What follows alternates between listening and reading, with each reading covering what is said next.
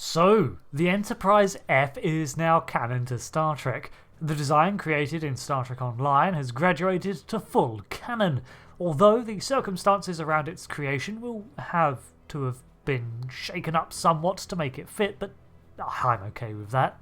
The vessel is an Odyssey class starship, something that I have not covered in full before, so let's tackle that today.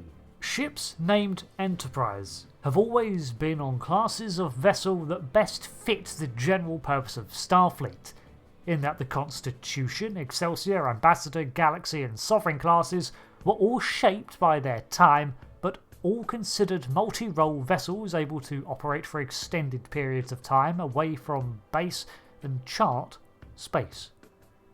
Work on the Sovereign class began in universe in 2365, with the first vessels emerging in 2369 to 72, and it suffered no shortcuts.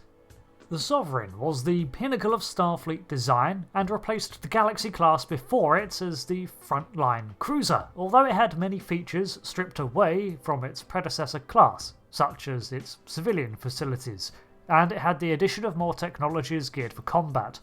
This was a reflection of the time. Starfleet was embroiled in the mounting tensions with the Dominion, entering full-scale war with them at the end of 2372. But the Sovereign class was still retaining all the facilities for exploration and diplomacy that was expected of Starfleet. Nevertheless, the developments made to Starfleet's ships at this time were many, and their designs came on in leaps and bounds. This was a much-needed push for innovation in the Federation, and although the Sovereign was the fastest and most advanced ship of the line in 2372, it was soon being outclassed in specialty roles. The Prometheus class was a more efficient battleship, the Luna class was a stronger and longer-range exploratory vessel, and the Intrepid could sustain a higher warp factor, and that preceded the Sovereign. Not to say the vessel was shoddy, by no means, but the innovations produced by Starfleet at this time simply exceeded their production capabilities. Every day there was something new that rendered ships already in production as outdated as soon as they left the shipyard. I'm exaggerating, but only slightly. So, under this light, it is perhaps not unexpected then that even as the Sovereign class was enjoying its heyday in the 2370s as the most advanced all-rounder, the Starfleet Ship Design Bureau was already at work sketching out its replacement, the Odyssey class. We don't know exactly when the Odyssey was initially designed, but it was likely around 2380, when the construction of the prototypes began. This theoretically would have been the USS Odyssey NX-97000, which was freshly launched in 2381.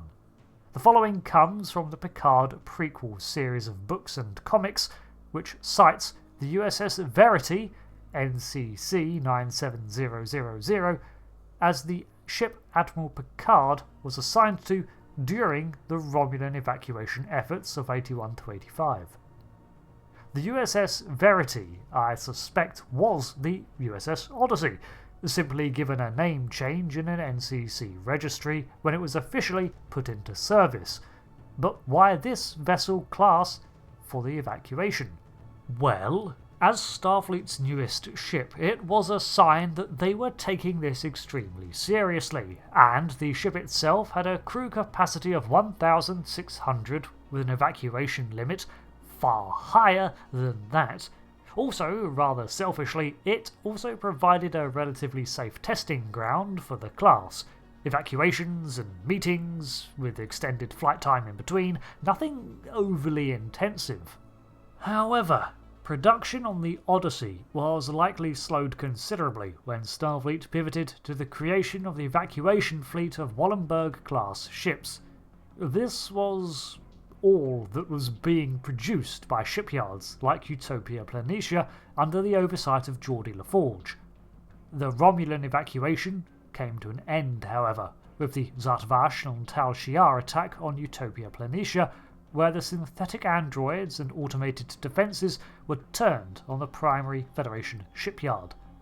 This put Starfleet into a defensive posture, and they lost their entire line of Wallenberg ships, ended all efforts to continue the evacuation, as they simply had no time to recreate all their hard work and had no idea where the attack had come from.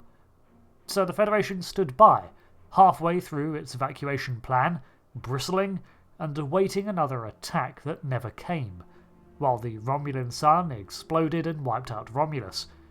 I seriously doubt that during the next couple of years Starfleet was churning out many ships, considering the loss of Utopia Planitia.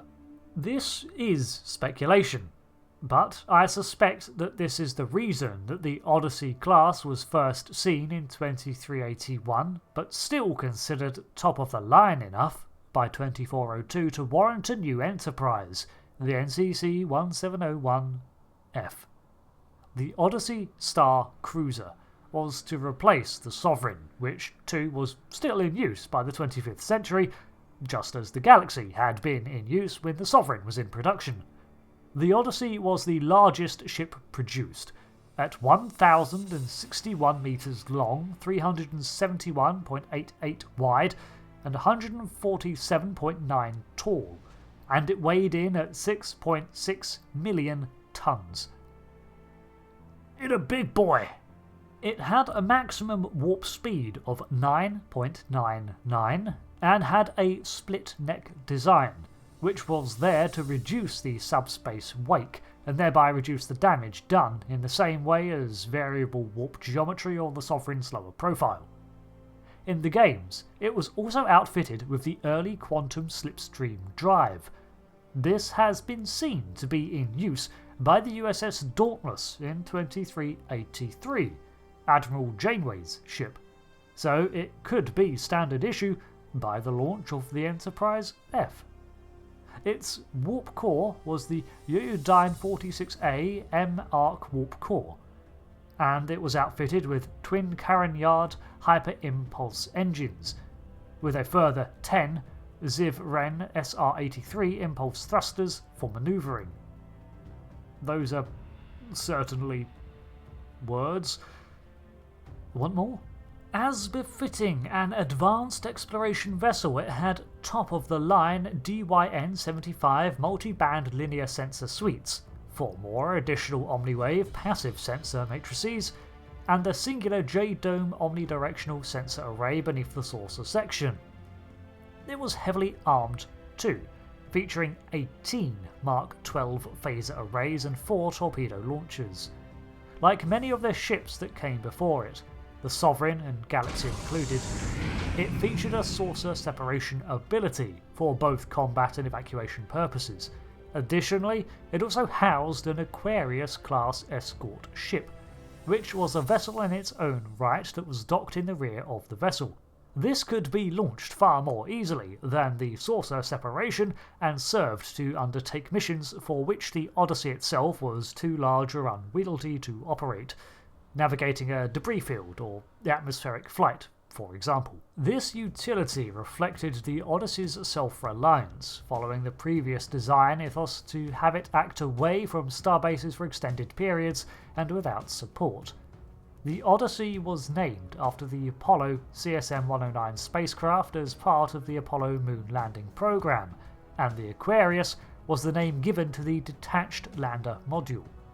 The mothership and small craft roles reflected here.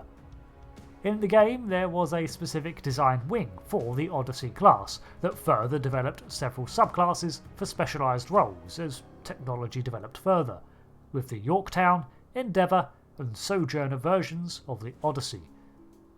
There was also the Mirror Universe version that stuck a weapons platform on her back, but hey, that's Terrans for you. In the games, too, the ship was launched under the command of Captain Vakel Shon, an Andorian whose life I covered in this video here.